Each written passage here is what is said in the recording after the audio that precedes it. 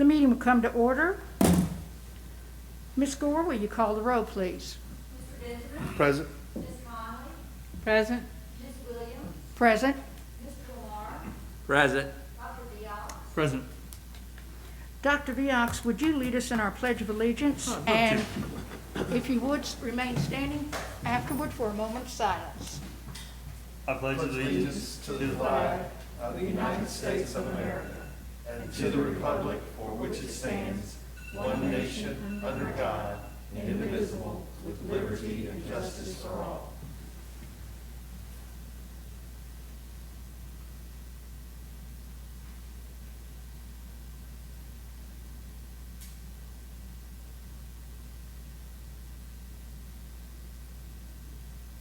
Thank you.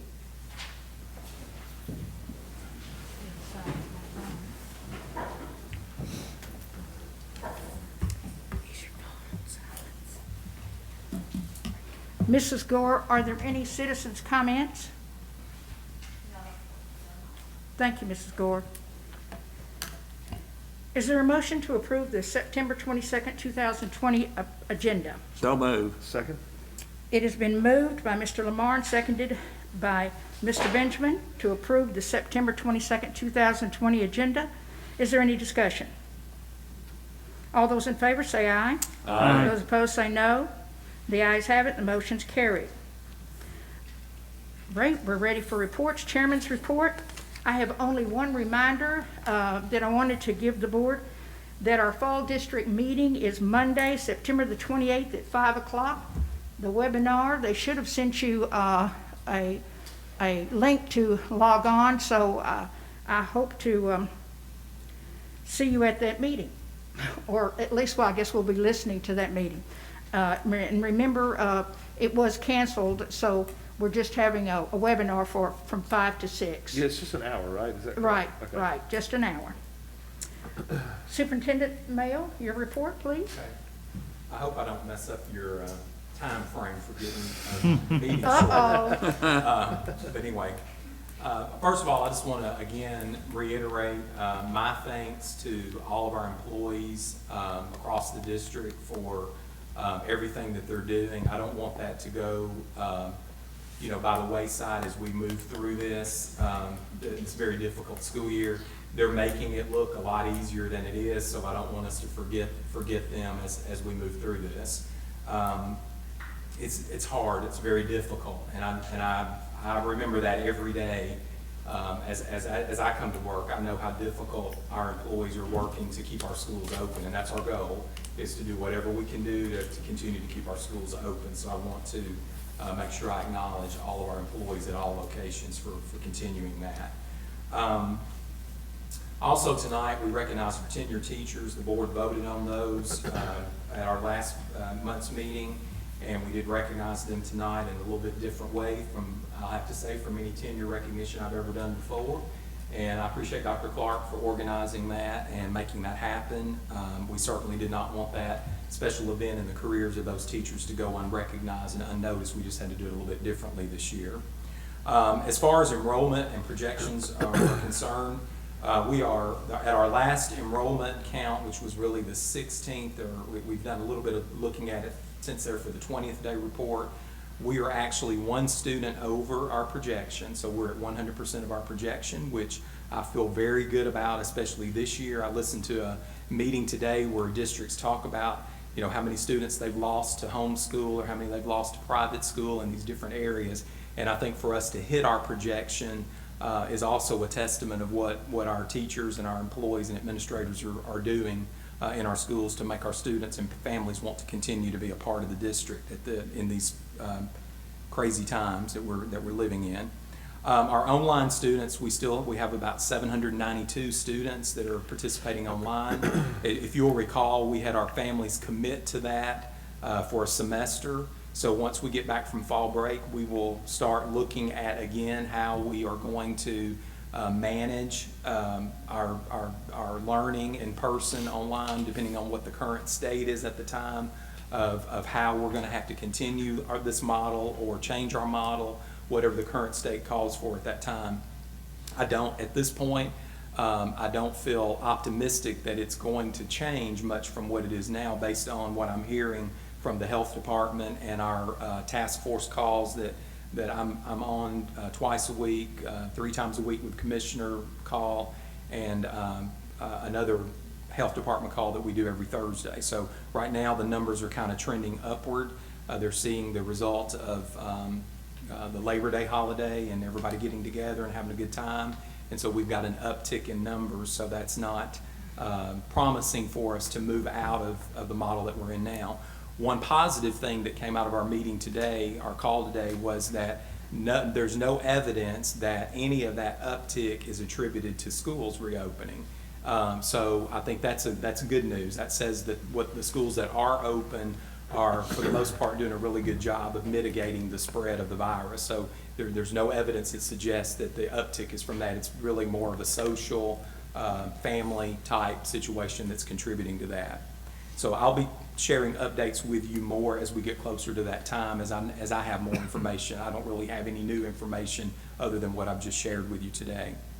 I also want to let you know that the Superintendent's Leadership Roundtable has been formed. That was one of the goals that I set when I entered this position, to have a leadership group, and those individuals have been identified. It's a cross-section of both certified and classified employees, because I felt that was important that we have a voice on that committee from both our classified and our certified staff. So our first meeting will be September the 30th, and basically this group will serve as a sounding board for ideas or how things are going, and then they will also take that information back to their respective peers at their schools to share information that's going on in the district. And so that'll be a good leadership tool for us to use to, help get messages out to all employees in a different way. I've also started all of the district office executive staff, as well as the principals, have all had a focus conference with me. That's sort of a goal-setting conference to make sure. That was something I really wanted to do in the summer, but with everything we had going on, it just wasn't appropriate at the time. So once we got school going and a little bit settled as much as possible, we have been able to come together and talk about those goals, because even though we're dealing with a really strange situation, we still have to keep focus on what our school goals are and what our leadership and our professional growth goals are. And so we've started that work recently as well.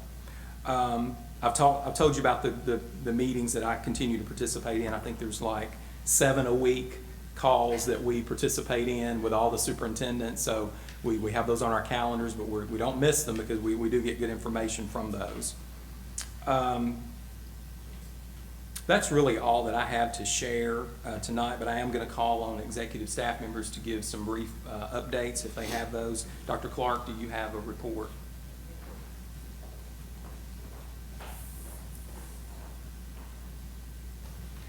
Good evening.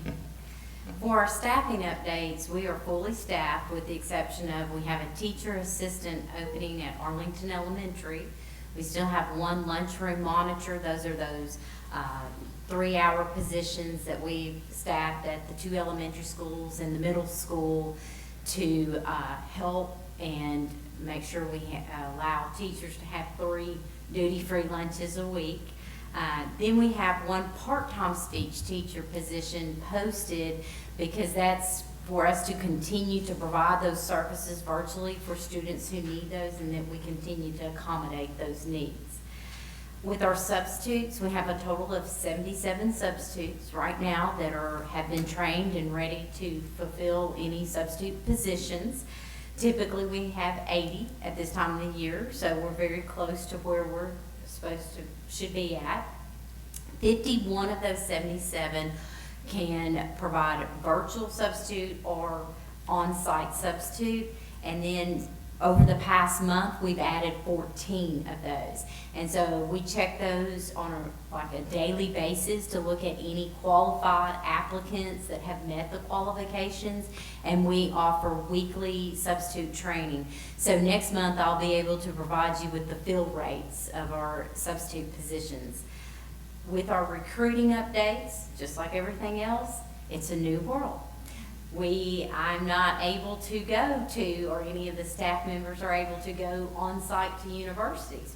So we're having to do a little new platform, virtual job fairs. And some universities, it's just as simple as you schedule and there's Zoom meetings. We had one last week at the University of Memphis that had a virtual recruiting fair. Next month, I have scheduled for Mississippi State, LSU, University of Alabama.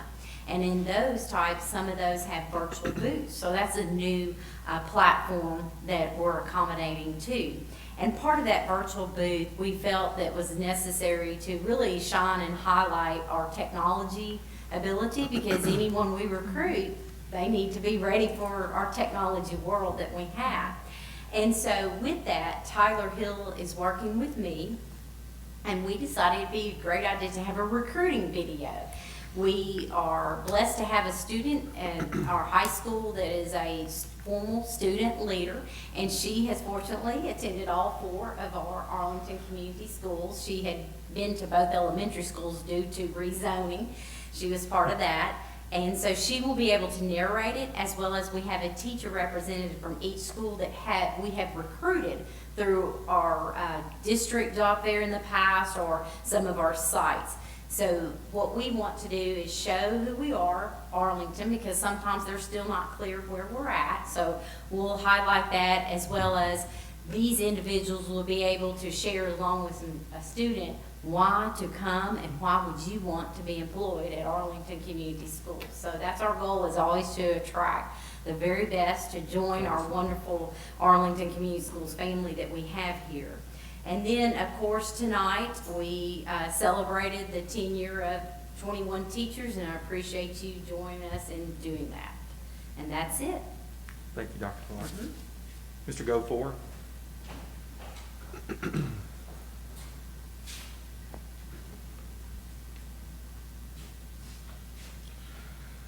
Good evening, board members. First of all, as Mr. Mayo said at the beginning of the meeting, I just want to thank our teachers first, the most important thing in our district here, because like I said, it's challenging times, and they're doing an outstanding job, so that needs to be shared first, because like I said, it's just a different landscape for us currently. I just wanted to share a few updates. The last time I reported out, we were in the process of distributing iPads for all of our students. Now, all of our students, K-12, have iPads, so that is a huge accomplishment. We're very excited about that. So if we do get in a situation again where we do have to go remote, all students at home, all of our students would have iPads that they could use in that situation as well. With that, we've also updated our security measures. Since we added the iPads in K-4, we added securely to those to monitor those iPads, what students are doing on those iPads as well. Next thing, just so you know, we'll have a Family Life Curriculum Preview Day that will be September 29th. That's next week. It's 8 to 4 here in the boardroom. That's just for the community to come by and preview the Family Life Curriculum. You're all invited as well.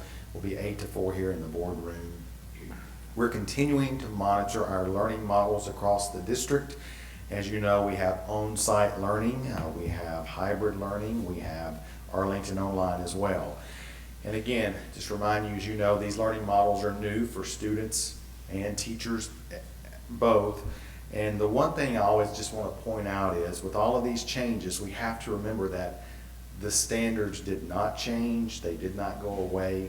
So our teachers are still responsible for covering the same standards they covered last year and the year before. So that's a challenge. So that's why, again, I want to point out to our teachers about the great job they're doing, because the standards did not go away. They're still held to the same standards that they have in the past year. So just wanted to share that.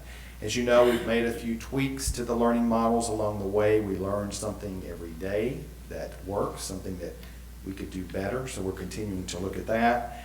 And we're also working on finalizing some proposed tutoring for our middle and high school students to support on-site learning, hybrid learning, and Arlington Online learning as well.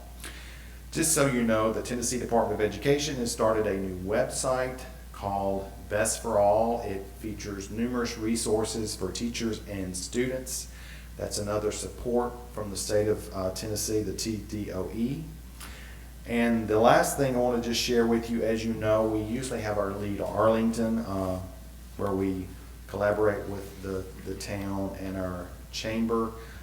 We've agreed to suspend in-person meetings for Lead Arlington this year. We're looking at having a virtual Lead Arlington meeting around January or February, mainly because if you remember our Arlington High School Collegiate Academy students, it's a requirement to attend at least 2 of these Lead Arlington meetings. So we do want to have something for our students at the high school, and I've taught with Ms. Howell at the chamber, and so we're looking at scheduling something virtually in January or February so we can accommodate our kids, because it's a great learning experience for our kids. It helps them with their leadership, learning about business, learning about experience from our local community leaders. So anyway, that is the update from academics. Any questions? Thank you, Mr. Belfort. Ms. Douglas?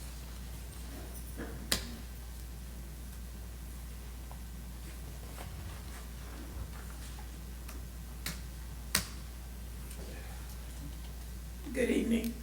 For my update, I wanted to speak just very broadly about the CARES Act. We keep thinking about that funding and that grant. And if you're watching the media, the news, you often see the word CARES. And just a reminder, that acronym stands for Coronavirus Aid, Relief, and Economic Security. But in reference to the funds that came out to the school districts, it comes under the ESSER grant. And so what I wanted to provide as an update tonight is just an overview of how we've been spending those funds, and again, our future plans for spending these funds. So our allocation was $861,000. And this summer we worked very hard to write our continuous learning plan that was a requirement by the state, where we had to outline how we would spend these funds. And so as we wrote that plan, there were actually 6 broad areas that we had to write about. And then what I would like to do for tonight is just kind of talk about those 6 areas and how we've allocated funds in those areas and things that we're doing for the overall purpose of keeping school open.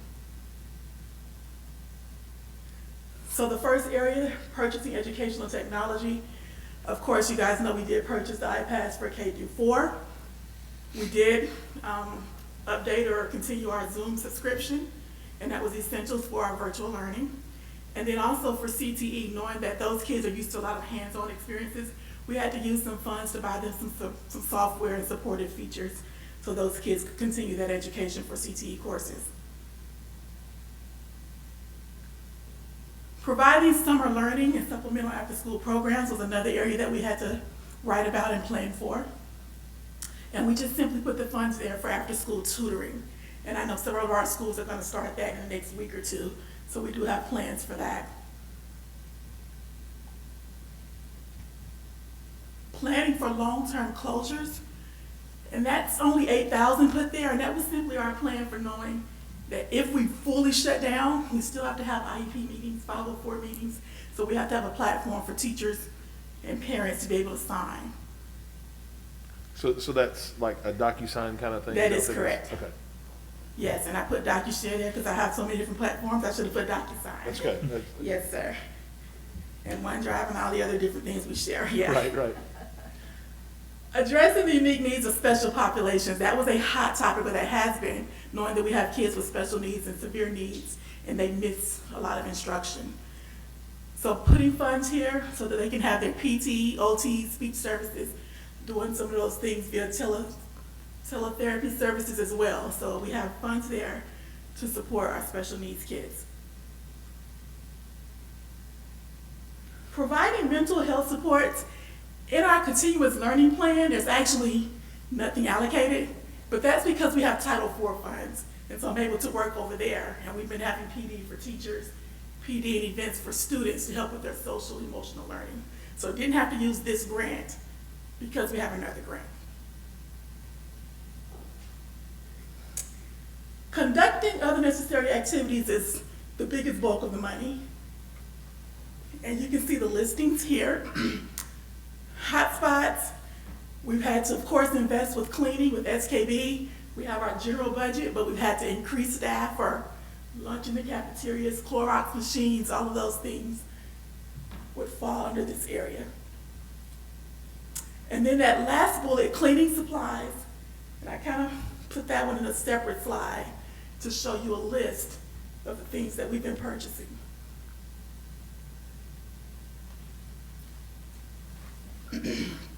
So overall, those were our 6 areas. That's how we've been allocating our money. And it changes daily. We find new things, and we go do what we need to do. Any questions about the CARES funding? Thank you.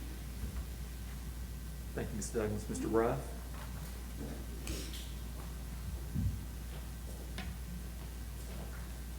Good evening. Just want to take a couple of minutes to touch base with you on the projects we've had going. One of the big ones, obviously, is our Arlington Practice Indoor Facility. It is coming along very well. Contractually, October 24th would be the date that they should complete, but we feel like we'll be able to beat that. The landscaping was going in today. The wall padding came in today. They'll get installed on that, hopefully be through with that by the end of the week. The lockers will ship on Friday, and they will be here, and they'll begin installing those on Monday. So we feel confident, besides a few glitches with the fire and security, that we should be able to meet that deadline for sure, and hopefully beat it by quite a bit. We have completed the football video board. Football video board had a little small glitch on it. Monday they came out, they took care of that, signed off on that. That project is finally in the books. And then next and final, we have begun the process for the new wrestling facility. The geotechnical has gone out. We're getting in the process of that. The site survey is being done as we speak. And Renaissance is working on our RFQ, so we should hopefully have some good information by the first week of October, they tell me. So we'll hopefully be able to bring some good numbers back to you guys and solidify that project. Any questions? Awesome. Thank you, guys. Thank you. Thank you. Thank you, Mr. Ruff. Ms. Speakman?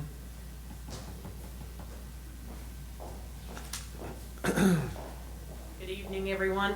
The members of the Council of School Board Attorneys have been very involved in trying to keep up with what's happening with the legislative hearings that are going on, because they're going to affect us short-term and long-term.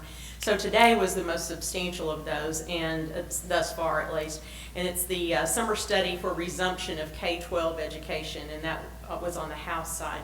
So there were several superintendents from across the state who testified, and also the commissioner testified at that hearing. So let me boil it down to you, just kind of what they were talking about. And first of all, it's that this is no big surprise to you, is that COVID is affecting school districts across the state differently, right, depending on where you're at. But no matter where you're at, it affects school districts in regard to the internet connectivity. And there were two groups of thought, and one is that there are so many places in rural Tennessee that literally don't have any internet at all. No surprise to you. But then what might be of surprise is that within inner cities there are a lot of people who also don't have internet, but it's maybe because they can't pay for that. And so they've been asking that the legislature deal with those issues, but I will also say that that's an issue that's been on the plate for some time, because last year when I went up for the TASER meeting, there was great debate about how to pay for that kind of internet connectivity. The next one, though, is really impactful on us potentially, and that is as it relates to the present law, as it relates to the BEP funding formula. Because the law as it stands right now might relate to a reduction in funds that we would get, because we are potentially losing students from Shelby County. Because as you know, in this county now, the dog wags its tail, and we're the tail, because we get the money based on what Shelby County receives. So to give you a practical example of that is that there's been a great amount of testimony, and also you've seen on the news, where Shelby County literally can't find some of its students. So if they can't find some of their students, they can't get counted for purposes of funding. And if they don't get counted for purposes of their funding, then we lose money here in Arlington, obviously.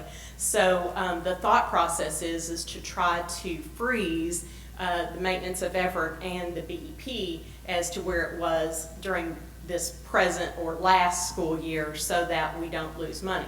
So that's pretty important to keep an eye on, and there was some great support about that concept today. Lastly, it is that, and thankfully it was in support of the resolution that you guys passed at your last meeting, which is to try to keep status quo the issue of testing, such that we can't have that counted against our teachers or the school system in regard to testing, so that even if we test, it won't be counted against anyone. But I think the thing to keep an eye on, whereas that's so important to us and it sounds really good, is that I almost laugh when I see Ms. Williams and Ms. Conley and Mr. Mayo sitting up there, because I'd love for you to have an entire day to talk about how many times the accountability models have changed during your careers as K through 12 educators, that is. And so my thought is that where it sounds good that we're going to freeze the accountabilities, if you will, right now, we know the way that this works, and that now is the time really that we should keep our eye on what's going to happen next. After the dust settles with that. So that's where things are. Good news, I think, all around. So, but we need to keep our eye on what's going to happen in the future. Thanks very much. Thank you, Ms. Speaker. Mr. Hill?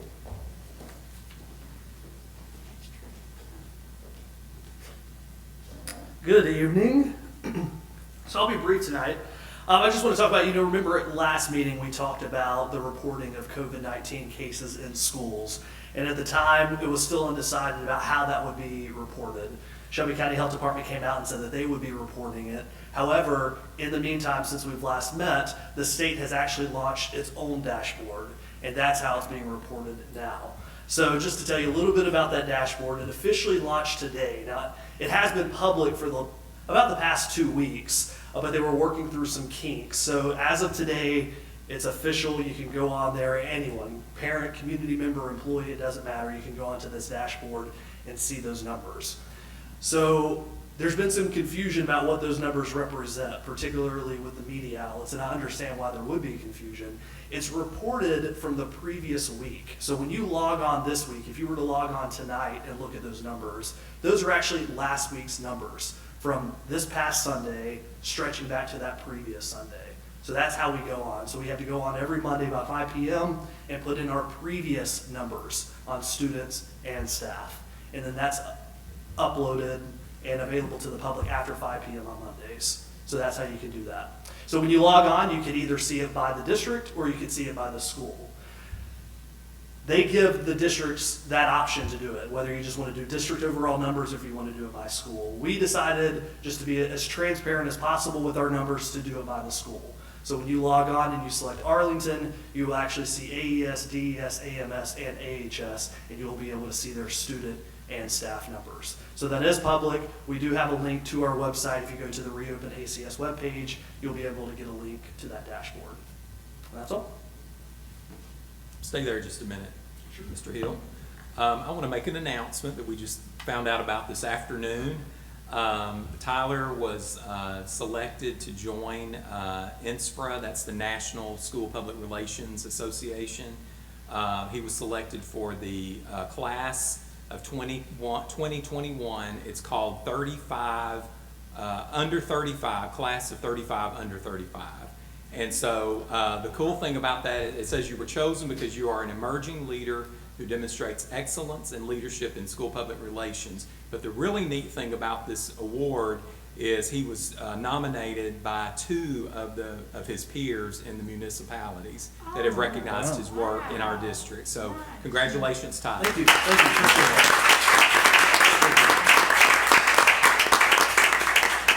Thank you. And that concludes my report. That's the way to end a report. That's great.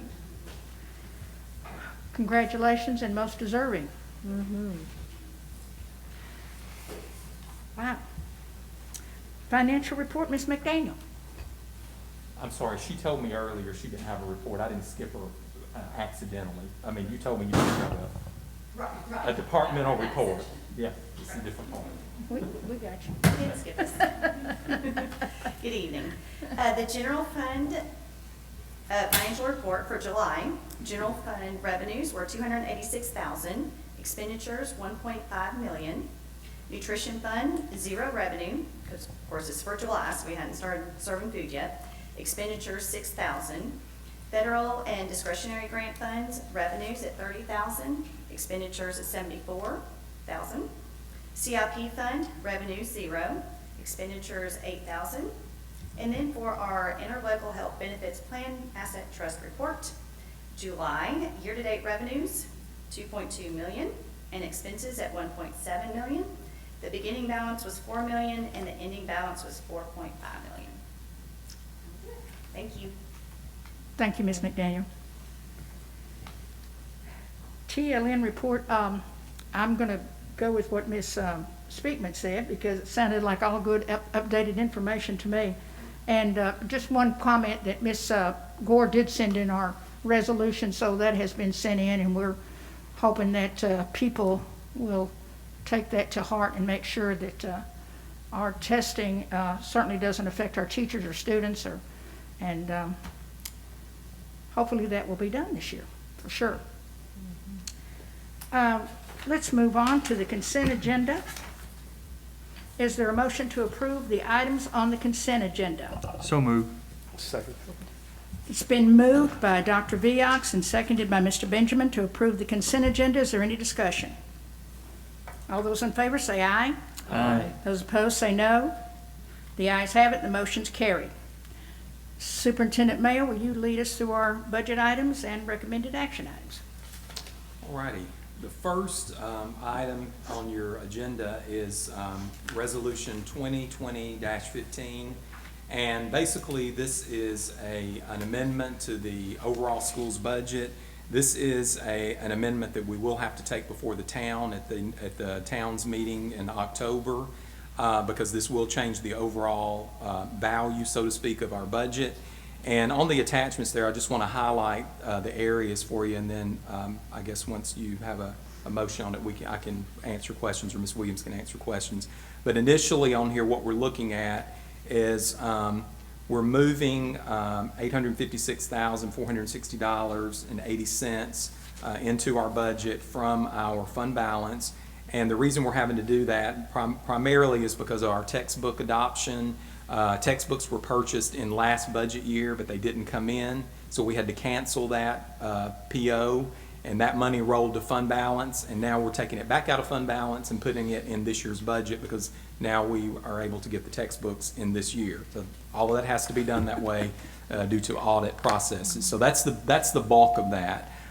There's also some technology things. It was the same scenario that were purchased, PO'd, but they didn't come in, so we had to cancel that out and take care of that. We've also added the monitors, cafeteria monitors that Dr. Clark spoke about earlier to give our schools and teachers some relief. We added those. That's a minimal cost, but we're getting a big bang for that buck in our schools for that. We also added a couple of, we had one teaching position in our original budget, and we had to use that position, and I don't like to have the whole school year go without having additional positions to work with in the event that we need that and not knowing what's coming. I felt it was important that we also go back and put a couple of extra positions in there, and then if we don't need them, those funds will roll to fund balance at the end of the year as well, roll back to fund balance. So that's the bulk of that amount. The other part you will see is, there's really 3 parts. That's the first part. The second part you'll see is the CARES Act grant that I asked Ms. Douglas to go over with you tonight. You'll see that amount, that $861,928.81. That's added to one of those special grant funds that goes along with our budget, not part of the general budget, but a grant fund, which is new, which is a significant one that we have utilized well. So that's that piece. Then the third piece is our capital projects. We did receive approximately $1.1 million in funds from the county commission. That money obviously has to be shown as revenue. When we estimated our CIP fund balance for the last school year, we overestimated that to the tune of about almost $500,000. It was overestimated. So what we've had to do is take that $500,000 out of that $1.1 million, and what you have left over is about $607,848. And then that, along with the $150,000 that we're saving from the indoor athletic facility, we're adding that together, and that's that amount, $757,848, that we're adding to CIP, that will be totally dedicated to the wrestling facility, to add to what we'd already allocated in our CIP plan. So with that, it's my recommendation that you approve Resolution 2020-15 of the Arlington Community Schools Board of Education amending the 2020-21 schools budget. Okay, you've heard the superintendent's recommendation. Is there a motion to approve? So moved. Second. All right, it's been moved by Mr. Lamar and seconded by Ms. Conley. Is there any discussion? The only question I had was, so just for my own knowledge, in adding these positions, that's just so we've got them if we need them, is that what that is? Right now, because we filled that extra position we had due to enrollment needs, and typically I probably wouldn't have had to fill that position, but because of the way we're having to set things up this year, I opted to do that to help the principal with the setup that she was trying to accomplish. I'm just uncomfortable moving forward with no flexibility for staffing as we're at the beginning of the school year and we don't know what the year's going to bring.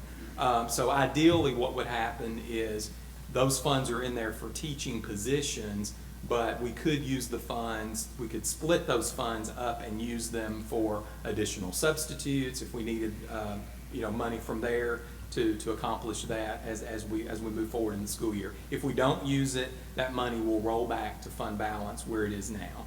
And so doing it now just saves us, should we need them down the road in December or whatever? Right. Is that what that's doing? Right Okay. now, Okay. we've got to take this budget to the town anyway. Okay, And so if I add these later, then we'll have to go to the town if we change the value. So now's the time to add it all. Makes sense. Thank you. Any other discussion? All those in favor say aye. Aye. Those opposed say no. The ayes have it, the motion's carried. Next item? Okay, the next item is a motion to approve Resolution 2020-16 of the Arlington Community Schools Board of Education amending the 2020-2021 schools budget. This is your regular monthly budget transfers that we do in-house that does not require town approval. Basically what these are grant funds that have been awarded since our original budget was passed. And so these grant funds are added on throughout the year as we qualify and we receive grant funds. We got another one approved today, so you'll be seeing some more of this probably next month. So that's what that amounts to. Okay, you've heard the superintendent's recommendation. Is there a motion to approve? Second. It's been moved by Ms. Conley and seconded by Mr. Benjamin. Is there any discussion? All those in favor say aye. Aye. Those opposed say no. The ayes have it, the motion is carried. Next item? Okay, the next item is a motion to approve Resolution 2020-17 of the Arlington Community Schools Board of Education to approve the revised 2020-21 school fees. All right, you've heard the superintendent's recommendation. Is there a motion to approve? So moved. Second. All right, it's been moved to Dr. Viox and seconded by Mr. Lamar. Is there any discussion? All those in favor say aye. Aye. Those opposed say no. The ayes have it, and the motion is carried. Okay, I think we have one last item. Before we do that one, Ms. Yes. Williams, we want to recognize Ms. Williams' birthday is this coming Saturday. I'm sorry if I'm out of line for doing that, but I didn't That's do it. okay, just don't mention a number. I don't know the number, so I can't mention it. Anyway, That's a we just good wanna- thing. Want to wish you a happy birthday. Thank you so much. Happy birthday. Dr. Viox knows me the number, but he doesn't tell, do you? I do not. All right, now we're going to have we will now have adjourn. Do we have a meeting? Do we have a motion? Motion to adjourn. Messed me up here. Do we have a motion to Second. adjourn? All right, we have a motion from Mr. Benjamin and a second by Dr. Viox. All those in favor say aye. Aye. Those opposed say no. The ayes have it, and the meeting is adjourned. has really messed me I'm up. sorry. No, that's okay.